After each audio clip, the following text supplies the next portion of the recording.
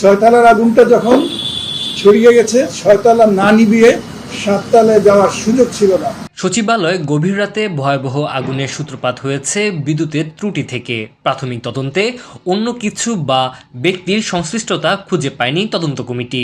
Loose কানেকশনের কারণে electricity থেকে আগুনটার উৎপত্তি হয়েছে, এটা হলো প্রাথমিক আমাদের অনুসন্ধান। মঙ্গলবার সন্ধ্যায় তদন্ত কমিটির প্রধান স্বরাষ্ট্র মন্ত্রণালয়ের সিনিয়র সচিব নাসিমুল গনি প্রাথমিক প্রতিবেদন জমা দেওয়ার পর এই তথ্য জানিয়েছেন। 7 মিনিট ধরে আস্তে আস্তে স্পার্কের মাধ্যমে যে এই জায়গাটা আগুন লাগে সেই জায়গাটা আস্তে আস্তে হটেড হয়েছে, গরম হয়েছে। প্রথম দিকে সেখান থেকে মেল্টেড ম্যাটেরিয়াল ঘষে ঘষে পড়েছে, তারপরে এটা এক সময়ে ইগনিশন টেম্পারেচারে গিয়েছে, তারপরে আগুন ধরেছে। রাষ্ট্রীয় অতিথি ভবন যমুনার সামনে প্রেস ব্রিফিংয়ে তিনি বলেন, সচিবালয়ের 7 নম্বর ভবনের আগুনের সূত্রপাত হয়েছে বিদ্যুতের লুজ কানেকশনের কারণে। আগুন ধরার সাথে সাথে ধোঁয়া হয়েছে এবং সেখানে আগুনের ফ্লেম তৈরি হয়েছে। ফ্লেমটা ভার্টিক্যালি উপর দিকে উঠে গেছে। গত 25 ডিসেম্বর রাতে লাগা আগুনের কারণ অনুসন্ধানে একাধিক দল কাজ করেছে জানিয়ে তিনি বলেন, বুয়েটের একটি বিশেষজ্ঞ দল, দমকল বাহিনীর ফায়ার হ্যান্ডেল এক্সপার্ট, সেনাবাহিনী থেকে তাদের বোম স্কোয়াড, তাদের বিশেষায়িত কুকুরগুলো, ডগ স্কোয়াডও তারা কাজ করেছেন।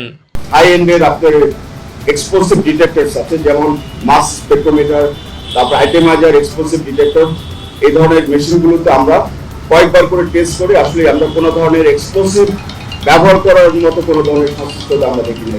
সচিবালয়ে অগ্নিকাণ্ডের ঘটনায় তদন্ত গঠিত 8 সদস্যের এই তদন্ত কমিটি মঙ্গলবার বিকেল 5টায় প্রধান উপদেষ্টার কাছে প্রতিবেদন জমা দেয়। পরে সন্ধ্যায় তদন্ত কমিটির প্রধান সাংবাদিকদের সামনে আসেন। সচিবালয়ের বিল্ডিং এর একটা টানেলের এফেক্টের কারণে পশ্চিম দিক দিয়ে পূর্ব দিকে বেরিয়ে গেছে, যেটা আপাত দৃষ্টিতে মনে হয়েছে জিনিসটা 2 জায়গায়, আপাত দৃষ্টিতে দুই দিকে মনে হয়েছে। বাস্তবে সোর্স একটাই, কিন্তু বাতাসের গতি, বিল্ডিং এর ডিজাইনের ভিন্নতার কারণে 2 দিকে প্রবাহিত হয়েছে। গত 25 ডিসেম্বর গভীর রাতে সচিবালয়ের 7 নম্বর ভবনে আগুন লেগে 6ষ্ঠ থেকে 9ম তলায় থাকা 5টি মন্ত্রণালয়ের দপ্তর পুড়ে যায়। এর মধ্যে 8ম ও 9ম তলার অধিকাংশ নথি পুড়ে গেছে।